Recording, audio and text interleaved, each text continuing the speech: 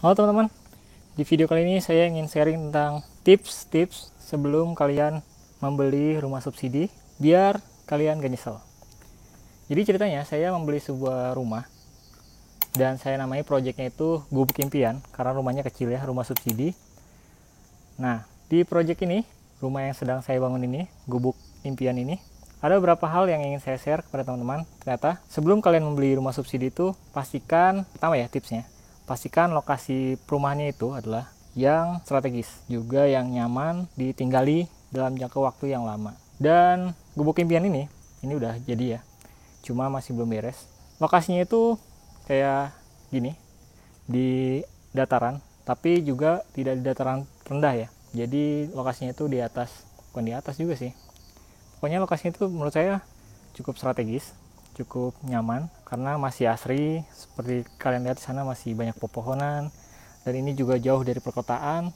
Itu yang pertama tipsnya untuk kalian yang ingin membeli rumah subsidi, pastikan lokasinya strategis. Strategis ini bisa lokasinya yang nyaman atau dekat dengan akses perbelanjaan dan pasar misalnya. Di sini juga dekat sama pasar dan juga saya yakin kedepannya sih bakalan rame karena di sini udah banyak perumahan juga.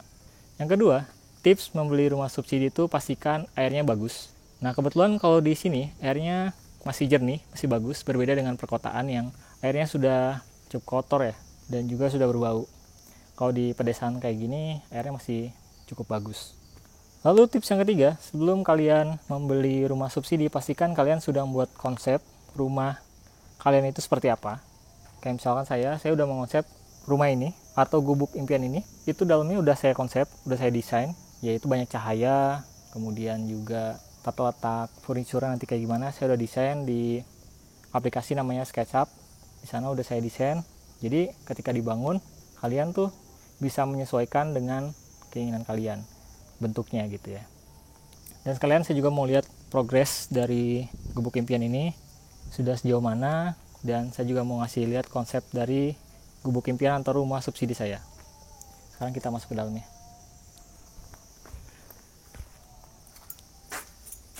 Oke, kita buka dulu kuncinya.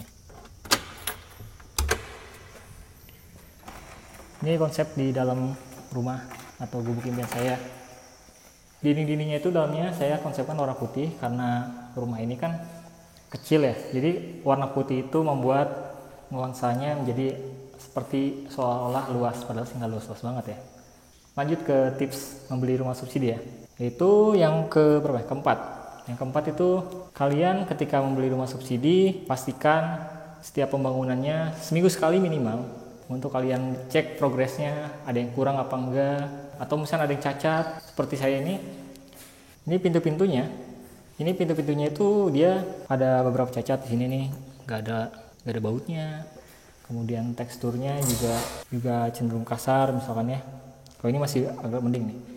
Di sebelah sini tuh, di sini ada catnya yang nggak rata tuh. Nah ini kalian bisa komplain ke developernya, kayak gini juga nih, ini juga kurang bagus ya. Nah ini bisa kalian komplainkan ke developer kalian. Jadi pastikan ketika membangun rumah subsidi itu kalian pantau pembangunannya, karena rumah subsidi itu kan pembangunannya borongan ya sistemnya. Kalau borongan itu si tukangnya itu dia dikejar target, misalkan rumah ini jadi harus kebangun 1 bulan misalnya. Nah biasanya si tukang-tukang itu ngebut pengerjaannya, jadi tidak memikirkan kualitas, tapi ya udah yang penting cepet jadi gitu. Nah makanya itu ketika kalian beli rumah subsidi itu kalian harus pantau pembangunannya minggu per minggu. Seperti saya selalu pantau ini minggu per minggu biar kalau ada yang tidak sesuai langsung bisa diperbaiki. Kayak misalnya di sini saya komplain di dak ini, di kamar mandi itu ada rembesan. Nah saya pengen ini diperbaiki. Kemudian juga pintu saya juga sudah komplain ke developernya karena pintunya saya lebih jelek daripada yang lain gitu. Jadi saya komplain. Itu fungsinya kita ketika membeli rumah subsidi, membangunnya, kemudian kita harus memonitor pembangunannya seperti itu. Oh iya, sebenarnya agak loncat nih tipsnya. Harusnya ini tips yang keempat mungkin ya. Jadi ketika kalian membeli rumah subsidi, itu pastikan kalian lihat kualitas bangunannya. Karena rumah subsidi itu, meskipun subsidi, itu sebenarnya harganya, misalkan taruhlah harganya itu 150 juta. sebenarnya harganya nggak 150 juta karena disubsidi oleh pemerintah gitu.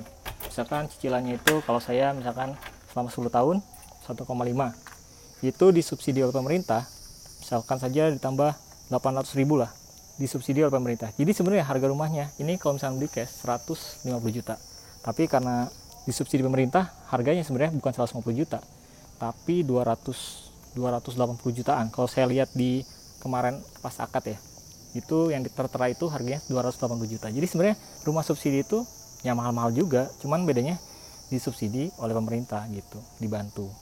Nah sayangnya saya nggak ngerti nih, kebanyakan orang tuh nggak tahu, atau si developer itu suka berdalih ya namanya juga rumah subsidi, wajar lah kurang gitu.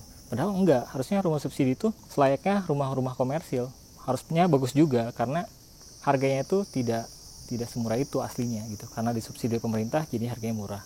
Seperti itu teman-teman. Jadi perhatikan kualitas bangunannya. Untuk tips yang kelima ya, misalkan kalau di teman saya itu batanya itu bukan bata merah, pakainya itu batako. Nah kalau bata merah itu lebih awet teman-teman, lebih kuat dibandingkan dengan batako. Lihat juga dari campuran semennya, kalau misalkan campuran semennya nggak sesuai ya rumahnya juga nggak kokoh gitu. Jadi menurut saya teman-teman harus perhatikan juga material bahan bangunan dari rumah subsidi yang ingin teman-teman beli. Jangan cuma beli, tapi kalian juga harus tahu bahan-bahan bangunan yang digunakan, kemudian proses pembangunannya seperti apa. Itu tips yang kelima. Lalu ini saya mau ngecek juga ke atas nih, karena yang krusial itu ketika kalian membangun rumah subsidi itu kan tukang-tukang itu kadang-kadang ada yang rajin, ada yang malas kan ya. Nah ketika ada tukang yang nggak rajin, biasanya ada beberapa kerjaan yang mereka lewatkan gitu, ada beberapa bagian yang harusnya dicat jadi nggak dicat gitu. Mau naik ke atas, mau ngecek atasnya ya. Oke, bismillahirrahmanirrahim. Waduh. Oke.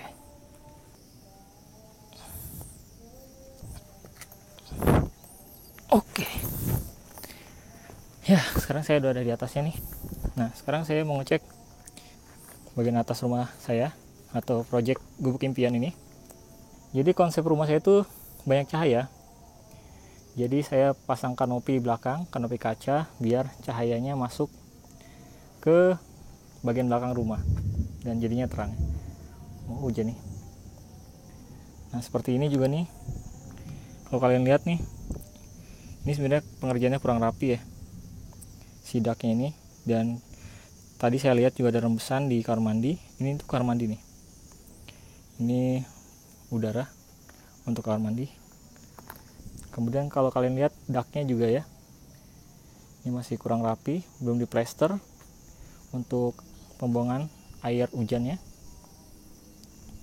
Ini udah saya komplainkan juga, cuman pengerjaannya masih kayak begini ya. Ini pakai aquaproof, tapi aquaproofnya cuman begini aja nih. Nah ini hal-hal kayak gini nih harus kalian komplainkan ketika kalian membeli rumah subsidi. Jangan sampai kalian nyesel nanti di akhir karena rumahnya gampang bocor, gampang rusak gitu ya. Mendingan di awal ketika kalian membangun langsung kalian komplainkan aja atau kalian perbaiki. Nah untuk kasus saya ini, itu tuh harusnya bukan pakai ini ya, bukan pakai gypsum, itu pakai gypsum. Nah usahakan kalau kalian membangun rumah itu jangan pakai gypsum untuk eksterior rumah, karena pasti akan seperti ini, akan cepat rusak. Dan kalau kena hujan tuh pasti akan jadi kayak jamburan gitu, jelek. Ini juga gypsum nih, ini saya udah komplainkan ke developernya, katanya bakal diperbaiki, entah dikasih aquaproof mungkin ya, sehingga anti air catnya. Kemudian juga ini nih, ini kalau misalnya saya nggak naik, ini pasti akan dikerjain sih, bukan nggak akan dikerjain, tapi nggak akan dirapihkan gitu. Jadi saya komplainkan baru dirapihkan sama tukangnya. Jadi ketika kalian bangun rumah itu benar-benar harus memang kalian kontrol setiap minggunya. Kayak itu kan kebuka ya, kebuka itu kalau hujan pasti tetesan air itu akan loncat ke dalam. Nah, itu pasti akan buat rusak dalam tuh, pasti akan ada bocoran. Kemudian kalau kalian pengen bangun rumah subsidi atau rumah lah pengen kayak gini nih pakai kanopi kaca, itu pastikan pinggir-pinggirnya tuh direkat dengan baik biar nggak ada air yang masuk ke dalam. Tuh kalau misalnya pakai gypsum tuh jadi rusak kayak gini nih. Saya sebenarnya nggak minta pakai gypsum sebenarnya, Tapi kenapa pakai gypsum itu kacau sih sebenarnya dari developernya. Tapi katanya akan diperbaiki. Cuma kita lihat aja nanti perbaikannya kayak gimana. Lalu rencananya juga di sini saya akan kasih toren air. Jadi biar ada tempat penampungan air di sini. Kemudian itu ada jendela buat maintenance-nya, keluar masuk. Dan di situ nanti ada lubangnya. Dan itu belum ditutup. Dan ini juga catnya nggak rapi ya, belum rapi. Nah ini kayak gini nih, banyak-banyak harus direvisi, diperbaiki, harus dicek juga, sering-sering dicek untuk kalian yang beli rumah subsidi. Karena itu rumah subsidi kan borongan, jadi harus sering-sering dicek.